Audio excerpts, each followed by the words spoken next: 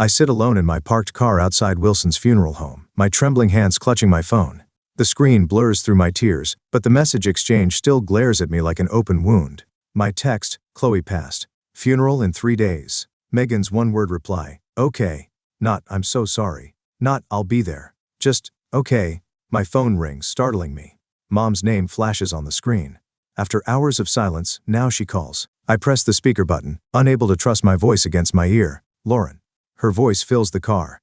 Too bright for what this day holds. I'm here, I whisper. Honey, about the funeral. She pauses, and something in that hesitation sends ice water down my spine. We can't come. We already promised to help Megan with her housewarming party. The words hang in the air. My mind refuses to process them at first, as if they're spoken in a foreign language. Her housewarming party, I repeat, not a question, a statement of disbelief. It's been planned for weeks, Mom continues, her voice taking on that familiar defensive edge. You know how important this house is to her. More important than Chloe. More important than my daughter's funeral. My child is dead. The words scrape my throat raw. And we're very sorry about that, Mom says, her tone suggesting an inconvenience rather than a tragedy. But Chloe wouldn't want us to disappoint Megan. You know how sensitive she is. The memory crashes over me. Chloe in her hospital bed just 1 week ago, frail, yet somehow still radiating that stubborn light of hers. Her small fingers working colored pencils across paper, creating cheerful drawings for the nurses who become like family. Miss Abby likes purple unicorns, she told me seriously, her tongue caught between her teeth in concentration. And Dr. Miller needs a rocket ship because he told me his son loves space. That same day the doctor had mentioned possible remission, the first hopeful words in months. I'd stepped into the hallway, fingers shaking, as I dialed Mom's number to share what felt like the first breath after drowning. That's nice, honey, Mom had said, distracted. The clinking of glasses in the background. I'm helping Megan pick out curtains for her new house. The blue ones make the living room too dark, don't you think? I'd murmured something vague and turned back to Chloe, to what mattered. And then came that night, the beeping machines at 2 a.m., the sudden shift in energy as nurses rushed in, the terrible certainty in the doctor's eyes. At 2:20 a.m., I held my daughter's small hand as she slipped away. The machines went silent. The room emptied except for that hollow absence where Chloe's laugh should have been. I sat there for hours, unable to move, unwilling to release her hand because then it would be real. When morning light crept through the blinds, a nurse, Abby with her purple unicorn pen, placed a gentle hand on my shoulder. Would you like me to call someone for you? She'd asked. But there was no one, not really, just me. I don't understand, I say now into the phone. This is your granddaughter's funeral. Mom sighs. Lauren, you're being dramatic. Chloe was sick for so long. You've had time to prepare. The rage that flares is so sudden and hot it steals my breath. I hang up without another word and dial Megan's number instead. Hello? My sister sounds annoyed as if I've interrupted something important. Mom says you're having a housewarming party on the day of Chloe's funeral. My voice doesn't even sound like mine, hoarse from crying, hollow with disbelief. The date was set weeks ago, Megan says flatly. She's already dead. She doesn't care when she goes in the ground. I'm alive, and I want to celebrate my new house. The phone nearly slips from my numb fingers. I think of Chloe just months ago, flipping through old photo albums, pointing at pictures of Grandma's house where Megan now lives. If Grandma's house can make someone happy, she'd probably like that, right? Chloe had asked, wise beyond her years even then. I hang up without speaking. What words could possibly answer such cruelty? I stare at the funeral home entrance, its dignified columns and dark wooden doors. Inside, they're preparing my daughter's body while her own family prepares for a party. What kind of family, I whisper to the empty car, chooses a housewarming party over their own flesh and blood's funeral? The question hangs unanswered as determination slowly replaces the grief on my face. My hands stop trembling. I reach for my phone again, but this time, I dial a different number. Hello? Is this the police department? I'd like to report unauthorized use of my property. The weight of my funeral clothes hangs heavy as I sit across from David, my grandmother's lawyer for 30 years. His office smells of old books and coffee, a familiar comfort in a world suddenly devoid of any. My black dress still carries the scent of lilies from Chloe's service. I'm sorry to drag you here today of all days, Lauren. David's glasses slip down his nose as he shuffles through a manila folder. But after your call, I pulled your grandmother's documents immediately. I nod, my throat too raw for words. 4 hours ago, I watched them lower my daughter's casket into the ground alone. Here it is. David slides a document across his mahogany desk. The deed to your grandmother's house is still in your name. The transfer to your sister was never. The words hit me like a physical glow. That can't be right. I gave Megan the keys last year. Giving keys isn't the same as legal transfer. David taps a finger on the document. According to my records, you said the paperwork could wait. A memory surfaces. Mom and Ted, my stepfather, sitting at my kitchen table 3 weeks after Grandma's funeral. Their voices urgent, insistent. Megan needs a fresh start after that messy breakup, Mom had said, stirring her tea with quick nervous movements. You know how much she loved that house. It should stay in the family, Ted added, his tone reasonable, practiced. You've got your place. Megan has nothing. I'd been numb with grief. Still finding Grandma's knitting needles in odd places around her house. Still smelling her perfume on the couch cushions. Fine. The word had tumbled from my lips, desperate to end the conversation. She can have it. The paperwork can wait until things settle down. I'd handed over the keys the next day, relief washing over me as one responsibility lifted from my shoulders. David's voice pulls me back. Lauren, they've been pressuring you during your daughter's illness. Did you realize that? His words sliced through the fog in my brain. What do you mean? The last communication about transferring the deed came 5 months ago, when Chloe was diagnosed. He removes his glasses, polishing them with a handkerchief. You responded that you needed time. 5 months ago, when my world collapsed with a doctor's gentle voice saying, leukemia. I'd forgotten all about the house, I whisper. David places a folder before me. You asked me to gather your financial records too. My hands tremble as I open it. Bank statements. 5 years of them, neatly organized. The numbers blur then sharpen with terrible clarity. A pattern of $2,000 monthly transfers to my mother's account and broken even through Chloe's illness. Oh God. I flip through statement after statement, months passing in a shuffle of paper. There it is, the payment sent. The night I worked until 3 a.m., editing manuscripts from a chair pulled alongside Chloe's hospital bed. The payment sent the week I maxed out my credit cards to cover medication she pays. A separate document catches my eye. A car loan in my mother's name dated 1 month after Chloe's diagnosis. A $42,000 Mercedes. My phone buzzes. A text message from my mother. Need extra this month. Car insurance went up. How's Chloe doing? My stomach twists as I open Instagram. A post from 2 hours ago during Chloe's funeral appears at the top of my feed. My mother and Megan, champagne glasses raised high, standing in Grandma's kitchen. My grandmother's antique mirror reflects their smiling faces. New beginnings. Blessed. New house. I stare at their faces at the timestamp. This wasn't thoughtlessness or poor timing. This was deliberate. A knock at the office door and David's receptionist pokes her head in. Your ex-husband is here? Says he's been looking for you? Derek steps into the room, his eyes red-rimmed, his suit wrinkled from sitting through the service. Unlike my family, he came. He held my hand as they lowered our daughter into the ground. Lauren. His voice breaks on my name. I went to your place but you weren't there. I was worried. Did you know? I hold up my phone, showing the Instagram post. Did you know they didn't come because of a party? Derek's face hardens as he takes my phone. Jesus Christ. Is that today? A notification pops up on my screen. An email from my tenant in the small rental property I inherited from my father, me, only source of steady income during Chloe's illness. Someone claiming to be your mother called saying you're mentally unstable after your daughter's death, and that I should send rent payments to her until further notice. Wanted to check with you directly. The room spins, then studies with sudden crystal clarity. They didn't just abandon me during the worst moment of my life, I say, rising to my feet. They tried to profit from it. David hands me the house keys and deed from his desk drawer. These are legally yours. What do you want to do? I close my fingers around the cold metal of the keys. In the distance, I hear sirens growing louder. How far would I go to stand up to family who betrayed me at my most vulnerable moment? Would I forgive the unforgivable or draw a line that could never be uncrossed? The answer comes with the wail of approaching police cars.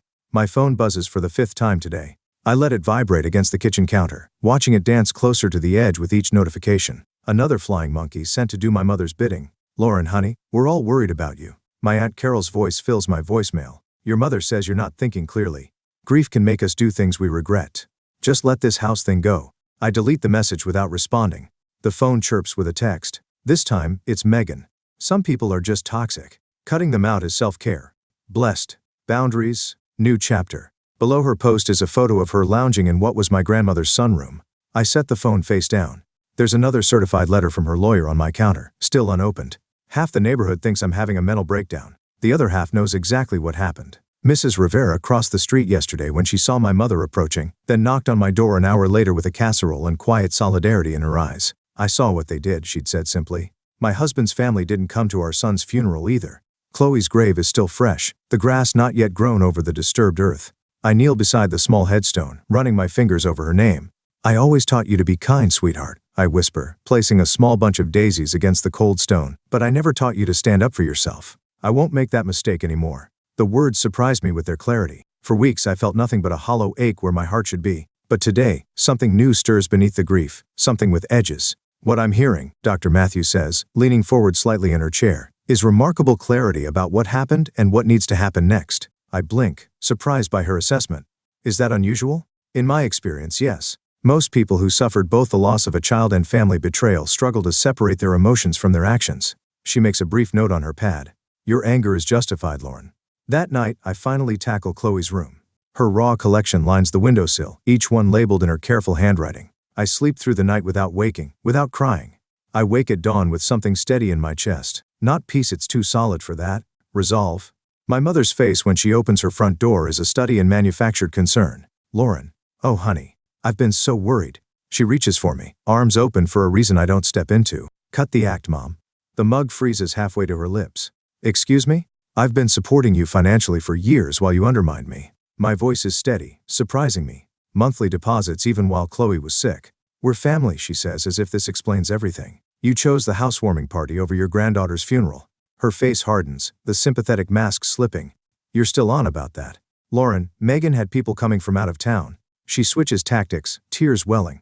After all I've done for you. Yes, I say quietly. After all you've done. Derek meets me at the lawyer's office, sliding a folder across the table. The house is still in your name.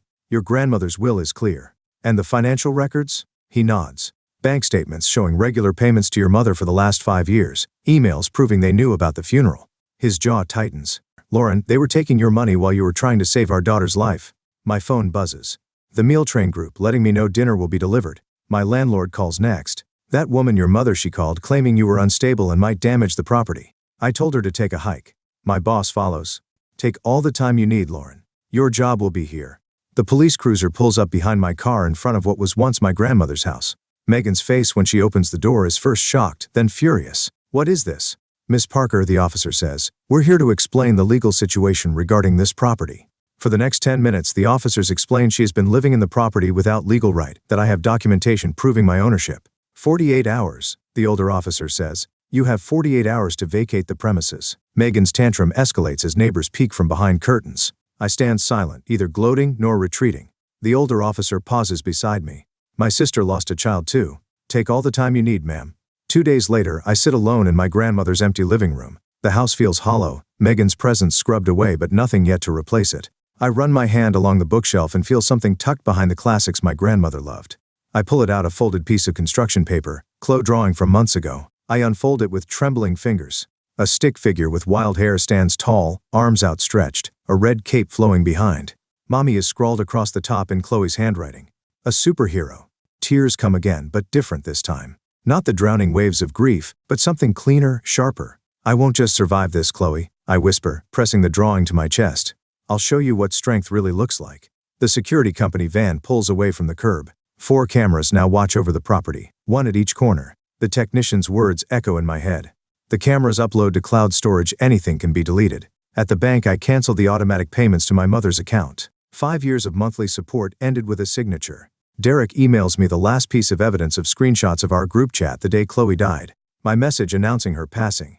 There read receipts. The timestamps showing they'd seen it, known about the funeral, chosen the party anyway. This should be enough, he writes. They can't deny they knew. It's nearly midnight when my phone buzzes with a text from my neighbor across the street. You need to come quickly. Something's happening at the house. I open the security app on my phone. The night vision camera shows Megan's car parked halfway up the driveway, headlights off. She moves toward the back door, something in her hand catching the moonlight. The sound of breaking glass comes through the speaker, a window shattering.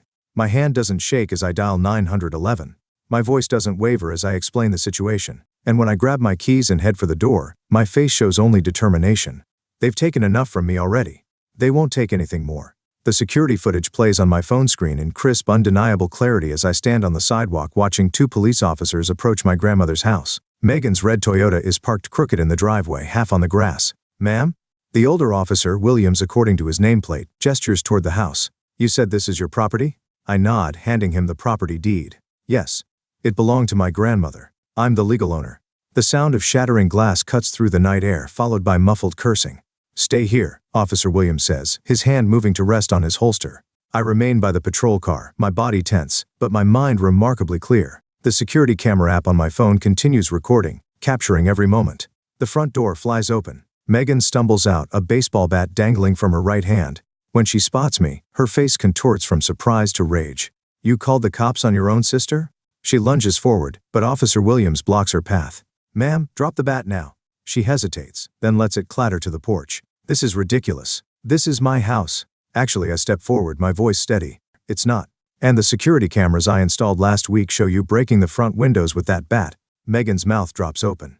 Her eyes dart to the small camera mounted under the eaves. I want to press charges, I tell Officer Williams, for vandalism and breaking and entering. This is now a criminal matter, ma'am, he informs Megan as his partner reads her rights. Mom shows up at my apartment the next morning, her eyes red-rimmed, clutching her purse against her chest like armor. I don't invite her in. Lauren, honey, this has gone far enough. Her voice wavers. Families need to stick together. I forgave when you missed Chloe's school plays. I drew the line at missing her funeral for a housewarming party. She reaches for my hand. I step back. Chloe wouldn't want this division in the family. She was such a sweet girl. Don't. My voice drops to a dangerous whisper. Don't use my daughter's name to manipulate me. Something shifts in her expression, the motherly mask, slipping to reveal the calculation beneath. Her eyes narrow. You've always been difficult, so sensitive. Her voice hardens. Megan could lose her job over this. Is that what you want? What I wanted was for my mother to hold my hand while my daughter took her last breath. I lean against the doorframe. What people want and what they get are often different. By afternoon, Megan's edited video is circulating on Facebook. She's cut together security footage from my cameras, carefully omitting the part showing her swinging the bat. Comments pile up beneath it, mostly family members expressing outrage at my cruelty to my homeless sister. I don't respond, don't defend, don't explain. Derek calls me after seeing it. Your cousin Mark asked if I'd seen what Lauren did. I set him straight about what really happened at the funeral. You didn't have to do that. Someone should tell the truth. He pauses. Anyone who was at Chloe's funeral knows that.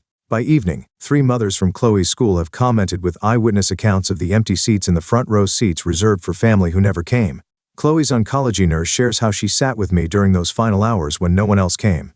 The truth emerges without my intervention, like water finding its way downhill. My lawyer calls on Thursday. The cease and desist letters have been delivered. Both your mother and sister are legally prohibited from posting about you on social media now. Thank you. There's something else. The Community Foundation called. They want to establish a children's cancer research fund in Chloe's name. They've already raised $12,000. My throat tightens. I didn't know. Apparently Derek helped organize it. She pauses. Oh, and I've been getting calls from several people offering character references for you. Your former neighbors, Chloe's teachers, even a church group that used to include your mother. I blink in surprise. Mom's church friends. They saw the truth, Lauren. They're not supporting her version anymore. Later that day, my phone buzzes with a text from my neighbor. You should check social media. Megan's employer responded. I find a statement from the county health department. We are aware of the situation involving one of our employees. Miss Bennett has been placed on administrative leave pending investigation. My phone rings almost immediately. Mom's number. Lauren. She sobs when I answer. The church group is asking questions. Your father's sister saw Megan's video and called me. Our family reputation. Mom, I interrupt quietly. This isn't about reputation. Megan's been suspended. This is your fault. The old Lauren would have apologized, would have found a way to absorb blame. No, I say simply. This is about choices. After I hang up, 3 text notifications appear from relatives who previously condemned me. Uncle Jim simply reads, I heard what really happened. I'm sorry. Are you sure about this? My lawyer slides the documents across her desk. Once it's done, there's no going back. I pick up the pen, studying the bold type at the top of the page. Restraining order application. Chloe's voice echoes in my memory. Mommy, why do you always let Aunt Megan be mean to you? I never had a good answer for her then. I do now. Some bridges aren't meant to be rebuilt after they burn. I sign my name with steady hands. As I finish the signature, my phone chimes with a message from my stepdad. We need to work something out, Lauren. This has gone too far. Too far. That's what they call consequences. Not once has anyone mentioned Chloe's funeral, the empty chairs, the absence when I needed them most. Their concern is only for themselves. I place the signed restraining order in my lawyer's hands. For the first time since Chloe died, I feel the weight on my chest lighten just a little. It was never about the house. I park my car at the curb, watching as Uncle Todd's minivan pulls up behind me. Aunt Melissa and Cousin Jen climb out, their faces arranged in identical masks of concern. My phone buzzes. Mom, again, the 5th call in 30 minutes. The front door opens before I reach it. My mother stands there, tears already tracking her makeup. Lauren, honey, we've all been so worried. I step back, allowing them inside without a word. They file past Mom, Todd, Aunt Melissa, Uncle Dave, Cousin Jen, and Uncle Pete. No Megan. Of course. Mom reaches for my arm, but I shift just enough that our fingers brush empty air. Let's sit in the living room, I say, my voice steadier than it has any right to be. The room feels smaller with all of them in it. They take the couch, the armchairs, purging like vultures waiting for something to die. Lauren, Todd begins clearing his throat. Since you discontinued your support, we've had some financial difficulties. I don't answer. Just wait. We never wanted to bring this up during such a difficult time, Jen says, her voice soft as poison, but we're concerned about your mental state. Grief can do terrible things to a person's judgment. Mom dabs at her eyes with a tissue. First I lost my granddaughter. Now I feel like I'm losing you too. My fingers find the edge of the folder on the side table. I slide it onto my lap. And there's the issue of your rental property, Todd adds. Several neighbors have mentioned concerns, said you seemed unstable. Are you finished? I ask. They exchange glances. No one speaks. Good. I stand, moving to the center of the room. I didn't invite you here today for reconciliation. I open the folder and remove a stack of papers. Lauren, we're just trying to. Mom starts. 3 months ago I interrupt. Megan sent me this text when I told her Chloe was dying. I hold up my phone and read, I know it's hard, but some of us still have lives to live. My housewarming is important too. The room goes quiet. And here, I continue, tapping the screen, is my mother's voicemail from the morning of Chloe's funeral. I press play. Mom's voice fills the room. We promised Megan we'd help with her party. She's been planning it for months. I'm sure Chloe would understand. Aunt Melissa shifts uncomfortably. Uncle Dave stares at his hands. I set down the phone and pull out a stack of papers. These are bank statements showing the $2,000 I sent you every month for the past 5 years, including the 3 months Chloe was in hospice. I let the papers fall on the coffee table, and here are my medical bills from the same period. Todd will meet my eyes now. Here's the security footage from 2 weeks ago. Megan breaking my windows. I place a USB drive beside the papers. The police have it too. I turn to face my mother directly. And here's what you didn't know I had. I press play on another recording. Mom's voice. Lauren's always been too soft. Once Chloe's gone, we'll contest Dorothy's will. The house should have gone to Megan anyway. My mother's face drains of color. I have everything, Mom. Every manipulation, every lie, the party photos posted during my daughter's funeral, the calls to my landlord, all of it. I walk to the side table and return with a stack of envelopes. This is a restraining order for each of you. I hand them out one by one. This is a lawsuit for property damage for Megan. And this, I place the final document on the table, is the deed to grandmother's house, which I've donated to the Children's Cancer Foundation. Uncle Pete stands up. You can't do that. I already have. The papers were signed yesterday. Mom rises, face twisted. You'll regret this when you're all alone. The laugh that escapes me holds no humor. I was already alone when my daughter died. You made sure of that. I cross to the front door and open it. Our family died the day you chose a party over my daughter's funeral. They file out in shocked silence. No one speaks. No one looks back. When the last one crosses the threshold, I close the door firmly. Not slammed, just closed. I lean against it, letting out a breath that feels like I've been holding it for years. The house is quiet. Empty, but somehow fuller than it's been in months. I cross to the window and watch them leave in a parade of cars, faces stiff with shock, the mighty fallen, the manipulators exposed. A week later, I'm watering the potted geraniums on my porch when the mail carrier walks up my drive. Package for you, Miss Bennett. He hands me a thick envelope. I recognize the return address immediately. Megan's lawyer. The weight of it should feel ominous. Instead, I feel nothing but calm as I slide my finger under the flap. Sometimes the greatest peace comes not from forgiveness, but from finally walking away. The butter yellow paint catches morning light as I run my fingers along the freshly finished wall. Chloe's artwork framed in simple wood creates a gallery down the hallway of my new home.